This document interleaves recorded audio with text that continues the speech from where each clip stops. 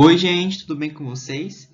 Então, a aula de hoje é sobre bases do metabolismo. Essa aula é só para que vocês consigam entender de onde vem todo o reboliço que vai acontecer na respiração aeróbia e anaeróbia, tá bem? Então, ela é uma aula bem rapidinha. Qualquer dúvida que vocês tenham, vocês podem posteriormente estarem vindo tirar dúvidas comigo, ok? E vai dar certo. Então, vamos lá. Bem, o que é o metabolismo, né? Por que o metabolismo ele é tão importante? Respondendo à primeira pergunta.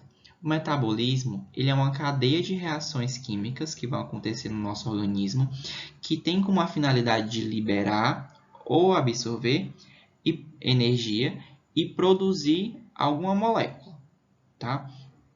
E a importância dele é justamente porque essas moléculas, elas que vão desencadear funções no nosso corpo, ok?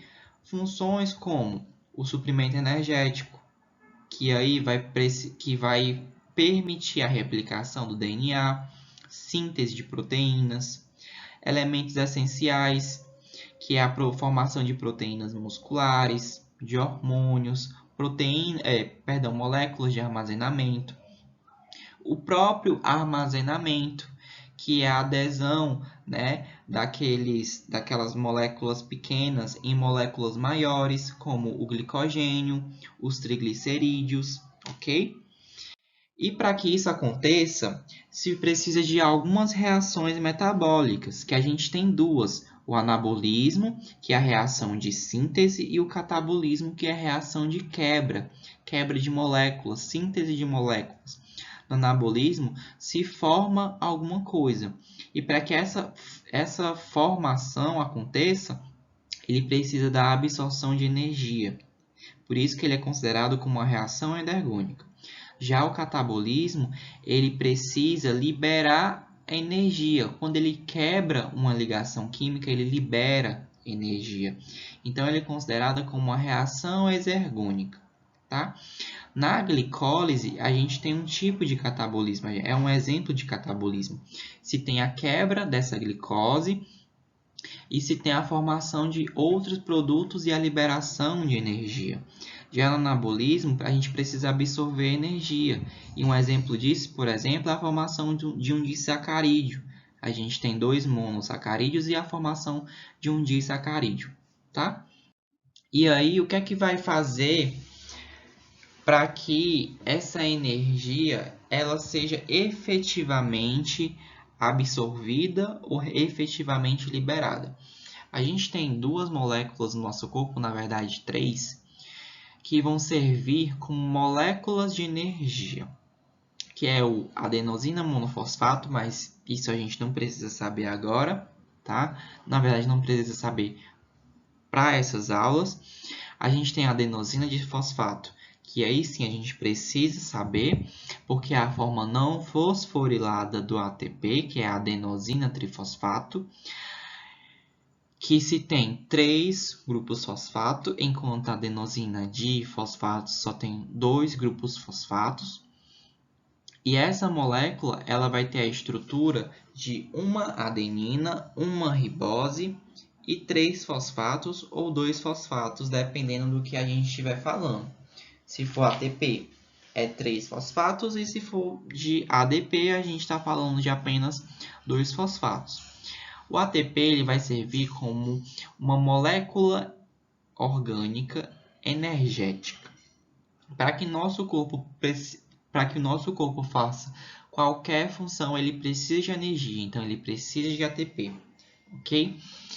E a energia é proveniente do catabolismo.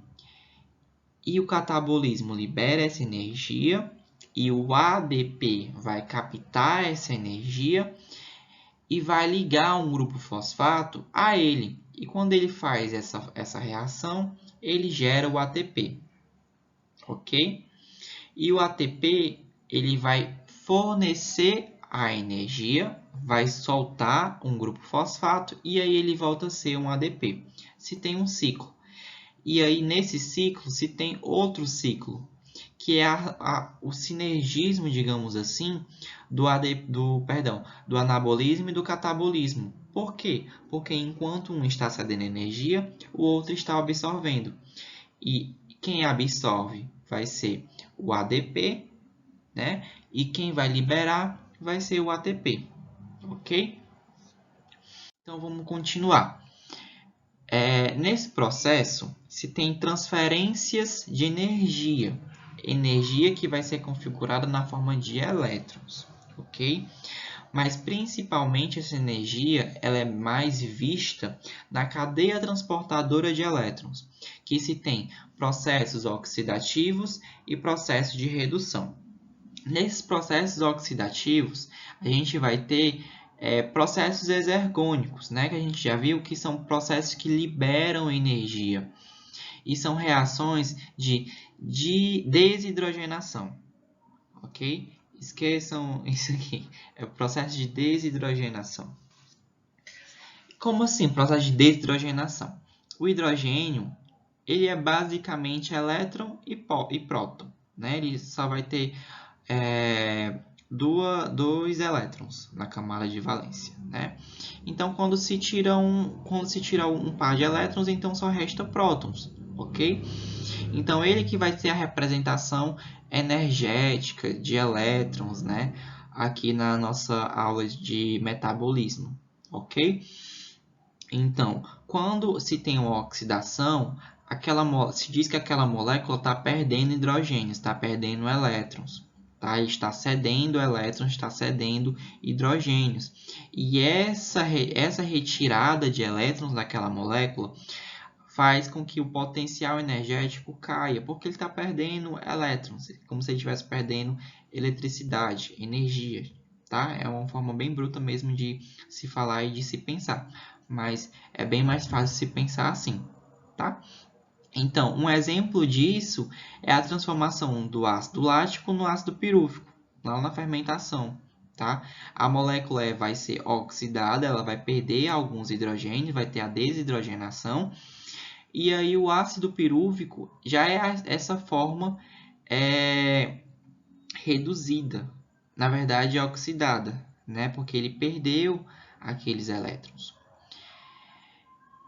E enquanto na redução é um processo endergônico, aquela molécula vai estar recebendo hidrogênios, então ele vai estar aumentando o seu potencial elétrico. E isso é permitido por conta das coenzimas, né?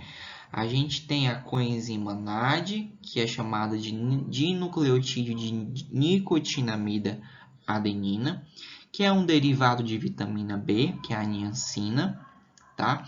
E a sua forma reduzida é o NADH, certo? E aí esse NADH, ele vai pegar, certo? Os hidrogênios, os elétrons livres, né, ali naquele sítio, e ele vai levar para outro composto, para outra molécula.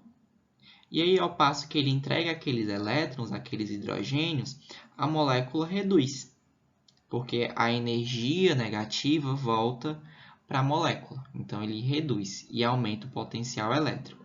Um exemplo disso é o ácido pirúvico, voltando a ser ácido lático. Tá? Lá na oxidação, vai o NAD, pega os hidrogênios e leva da molécula. Já na redução, vai o NAD, pega que está com os hidrogênios, na verdade, e devolve os hidrogênios, certo? Entrega os hidrogênios. Outra molécula também, outra coenzima, é o FAD, que é o dinucleotídeo de flavina-adenina, que é um derivado da vitamina B2. Tanto o FAD quanto o NAD, eles vão ser responsáveis por essa captação de elétrons, tá? Só que o NAD, ele é muito mais energético, digamos assim, do que o FAD. Isso vocês vão perceber lá no ciclo de Krebs, tá? Então, vamos dar continuidade. E como que acontece, né, esse processo? É a transferência de energia, gente. A transferência de energia nada mais é do que o processo da formação de ATPs. Como assim, Gustavo? Tu falou de oxidação, falou de redução, falou que aumenta o potencial energético, falou que diminui, falou que sai hidrogênio, falou que entra hidrogênio. O que é que isso tudo tem a ver com ATP? É o seguinte, gente.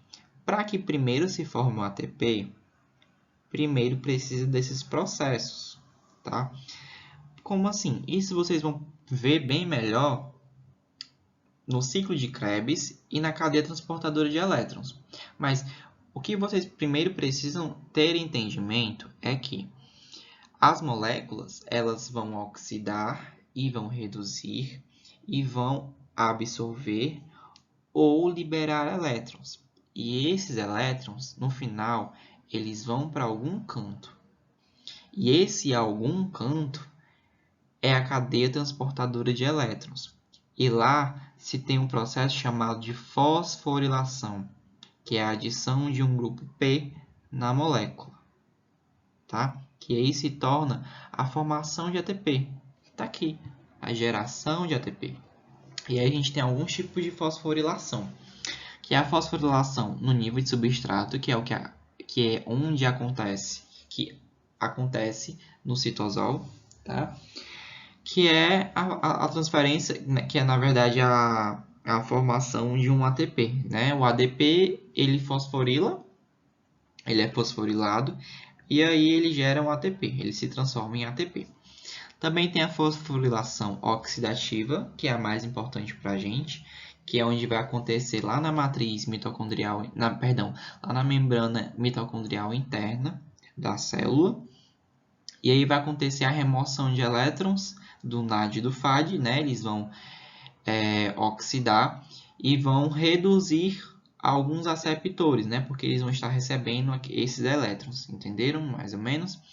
E aí se tem o terceiro tipo, que é a fosforilação, que é o que acontece nas plantas, né? Para acontecer a fotossíntese. E aí acontece tanto em plantas quanto em bactérias que vão ter a clorofila. Bem, gente, realmente, como eu falei para vocês, é uma aula bem rapidinha, ok?